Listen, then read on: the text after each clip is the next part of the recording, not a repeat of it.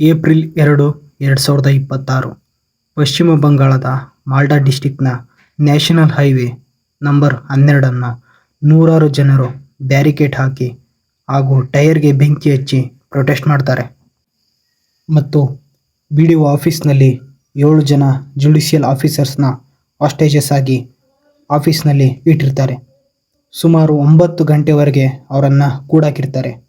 Police jeep ಹೋದರೆ ಅಲ್ಲಿನ ಜನ ಆ ಪೊಲೀಸ್ ಜೀಪ್ ಮೇಲೆ ಕಲ್ಲು ತೂರಾಟನ ಮಾಡ್ತಾರೆ.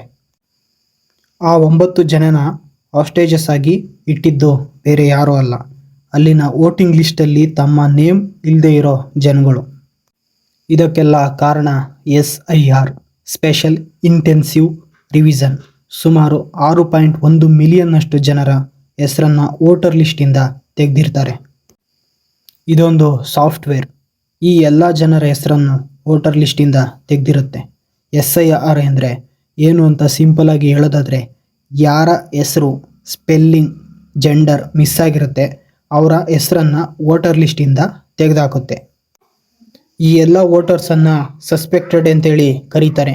ಇದರ ಜೊತೆಯಲ್ಲಿ ಕೆಲವು ಪ್ರಮುಖ ವ್ಯಕ್ತಿಗಳು ಸಹ ವೋಟ್ ಪವರನ್ನು ಕಳೆದುಕೊಂಡಿರ್ತಾರೆ. ಎಕ್ಸಾಂಪಲ್ ಮೊಹಮ್ಮದ್ ದುವಾನ್ ಆಲಿ, ಇವರು ಸಹ ಇಂಡಿಯನ್ ಆರ್ಮಿ. ಇವರನ್ನು ಎಲೆಕ್ಷನ್ ಕಮಿಷನ್ ಅಂಡರ್ ಸಸ್ಪೆಕ್ಟೆಡ್ ಲಿಸ್ಟ್ನಲ್ಲಿ ಹಾಕಿದೆ.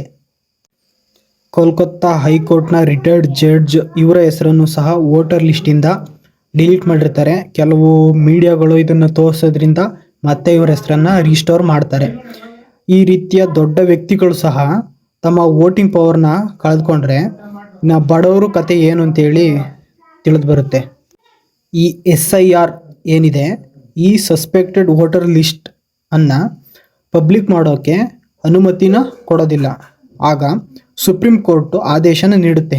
1.25 crores ಅಷ್ಟು ವೋಟರ್ ಲಿಸ್ಟನ್ನು ಆಮೇಲೆ ಪಬ್ಲಿಕ್ಕಿಗೆ ಬಿಡುಗಡೆ ಮಾಡುತ್ತೆ. ಒಂದನ್ಸುತ್ತೆ, ಎಲೆಕ್ಷನ್ ಕಮಿಷನ್ ಯಾಕೆ ಇಷ್ಟೊಂದು ಸೀಕ್ರೆಟ್ನ ಮೇಂಟೈನ್ ಮಾಡ್ತಿದೆ ಅಂತ. 63 ಲಕ್ಷ ವೋಟರ್ಸ್ ನೇಮ್ನ ವೆಸ್ಟ್ ಬೆಂಗಾಲಲ್ಲಿ ಡಿಲೀಟ್ ಮಾಡಲಾಗಿದೆ. ಇದನ್ನೆಲ್ಲ ಯಾರು ಮಾಡ್ತಿದ್ದಾರೆ, ಯಾಕೆ ಮಾಡ್ತಿದ್ದಾರೆ ಅನ್ನೋದು ಇಲ್ಲಿವರೆಗೂ ತಿಳಿದು ಬಂದಿಲ್ಲ. ವೋಟ್ ಪವರ್ ಅನ್ನೋದು ಎಲ್ಲರ ಹಕ್ಕು. ಅದನ್ನು ಕಿತ್ಕೊಳ್ಳೋದು ಒಂದು ಕಾನೂನು ಬಾಹಿರ ಘಟನೆ. ಇದು ಯಾರಿಗೂ ಅಧಿಕಾರ ಇಲ್ಲ.